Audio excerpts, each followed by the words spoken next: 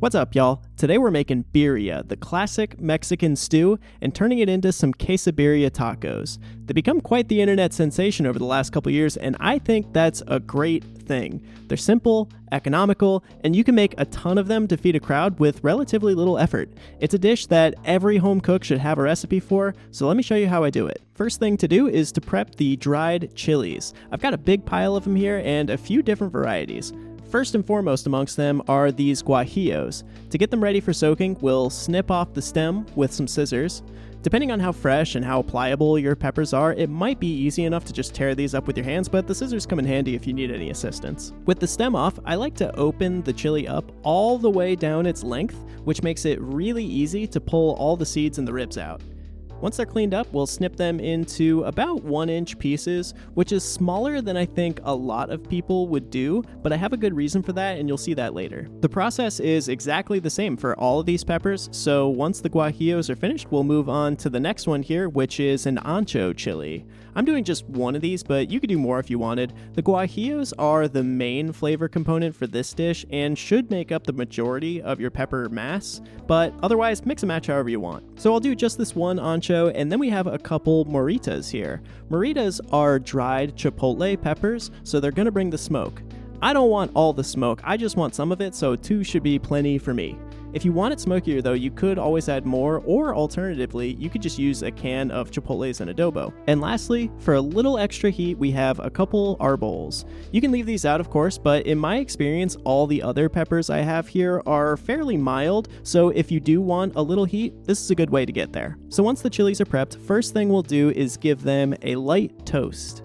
I'm doing that in my Dutch oven over a medium-high flame. The toasting shouldn't take long, just like 30 seconds to a minute. Keep them moving so nothing burns, and as soon as the aroma changes to something more, well, toastier, I'm gonna pour in just enough water to fully submerge everything. This is why I like to cut the chilies into relatively small pieces. The smaller the pieces are, the flatter everything will lay, and the less water you'll need to cover them. Since we don't know how much water we'll need later to make this whole dish work, less water now means less water and therefore less chili flavor we end up having to discard later. So we'll simmer those for 10 or 15 minutes or until the flesh is fully resaturated and everything is nice and soft, at which point we'll throw those in a blender along with 1 medium onion cut into chunks, a whole head of garlic peeled, a couple Roma tomatoes, you can use fresh, but I'm just using canned today, a couple pinches of Mexican oregano, and then here we've got a seasoning mix of cumin, coriander, black pepper, clove, and cinnamon.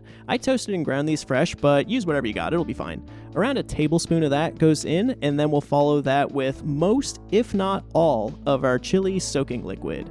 At this point, you basically just want to add enough liquid to make sure this will blend nicely. The goal in the end here is to have just enough liquid to cover the meat we're going to braise, so we can always add more later if we need it. We'll blend this on high until it's basically as smooth as it's going to get, and depending on what you want and how powerful your blender is, you may want to strain this mixture, which I am going to do. Most of what this is going to get out is just all those chili skins, which are tough and will probably just get stuck in your teeth later anyways. Just make sure to squeeze down on this to get every last possible drop out. This stuff is liquid gold and you don't want to let any of it go to waste. So let's put that off to the side for a minute because now it's time to address the meat. We're going to sear it off in this here pot, and to help me with that, I've got a lot of vegetable oil, probably at least 1/4 cup. We're going to need the fat later anyways, you'll see, so don't skimp here. Once it's shimmering and maybe even smoking a tiny bit, in goes the meat. Today, I have 3 1/4 pounds of beef chuck roast that I've cut into big chunks. I'll be searing these off in batches so I don't overcrowd the pan, so for now, just the first 3 will go in. I also salted these chunks and let them rest in the fridge for a couple hours prior to this. The salt adds flavor and seasoning, obviously, but given enough time, it will also dry out the surface of the meat, making the searing step much easier. So it's been a few minutes here, I can see some browning on the edges, so let's give these a flip. Here we go, and Googa! Hang on, the camera didn't focus there. Let me try that again. Googa! Alright, maybe he's better at this than I am. Oh well, I'm just going to continue on here. You don't have to sear every side, but I try to get like 2 nicely browned surfaces per hunk of meat. So jumping forward here, my last piece of meat is coming out now, and you can see all the fond we developed inside our Dutch oven. Now it's time to deglaze that with our braising liquid. This step is also going to slightly sear the sauce, which will deepen the color, which is nice. Give that a good scrape, and once you can't really feel anything stuck down there anymore, go ahead and nestle all your meat back into the pot. Now might be a good time to explain that I'm using chuck here, but the most classic choice would be goat.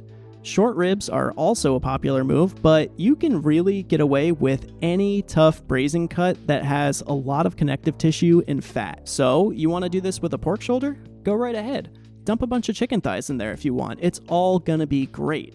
I don't know at what point it ceases to reasonably be called birria, but who cares? Make the food you want to eat. Whatever you use, once you get all the meat in there, you want to make sure it's submerged, so add just enough water to get you there. This looks good to me, so I'm going to bring this up to a simmer, slap the lid on, turn the heat all the way down to low, and let this go for about 2.5 hours. 2.5 hours later, and this is what we're looking at. You'll know it's done if you can grab a piece with your tongs and pull it apart with almost no effort, kind of like that. So this is all going to come out now, and you can see all the oil and rendered fat floating on top there. Go ahead and skim all that off, but don't throw it out. We still need that, just not on top of our consommé or braising liquid. If you get some of the juice in there, no big deal, it's not gonna hurt anything. While we're at it, go ahead and taste this for seasoning.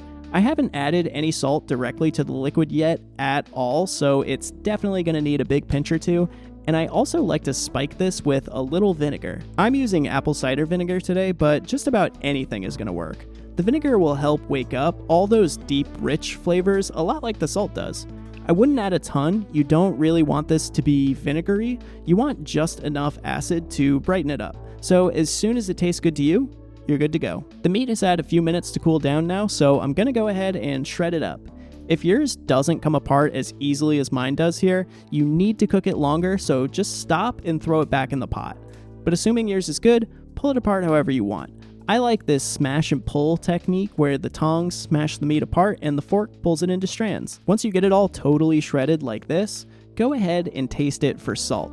Like I said earlier, I did salt the meat before cooking it, but it's always good to check, and sure enough, mine did need a little more, so I'm gonna throw a pinch in and mix it up.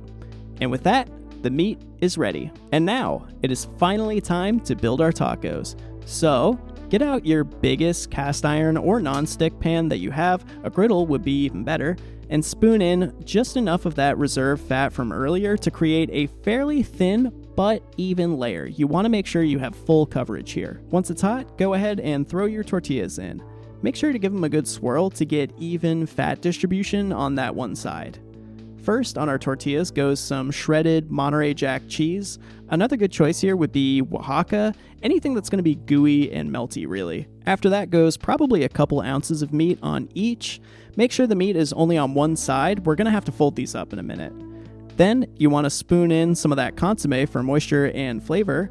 And finally, I've got some chopped up onions and cilantro I'll throw on top, and that's it for the taco contents. Go ahead and close those up, and if we did our job right, the cheese should help hold everything in place. We're going to fry these on each side until they're basically as brown and crunchy as we want.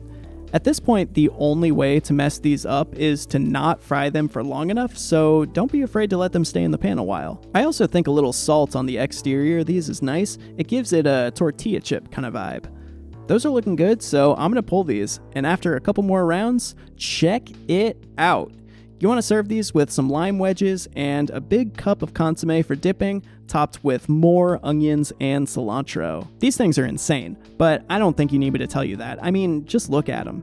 Whatever you do, just don't do yourself the disservice of trying to be polite when you eat these. You will enjoy yourself much more if you just commit to covering half your body in this consommé. They're seriously one of the most delicious things you can eat, and they do take a little while to put together, but there's nothing too tricky about it, and it's so worth it. The great thing about recipes like this too is that you can easily scale this up to feed a small army if you need to, without adding a ton of work or time. Just throw more stuff in the pot and you're on your way. Anyways, I hope you give this a try soon. If you like what you see and want to like and subscribe, it really helps me out. Also, I do full, in-depth written recipes for everything I do here, along with other exclusive content over on Patreon if you want to check that out. That's it for this one. Thanks. Bye.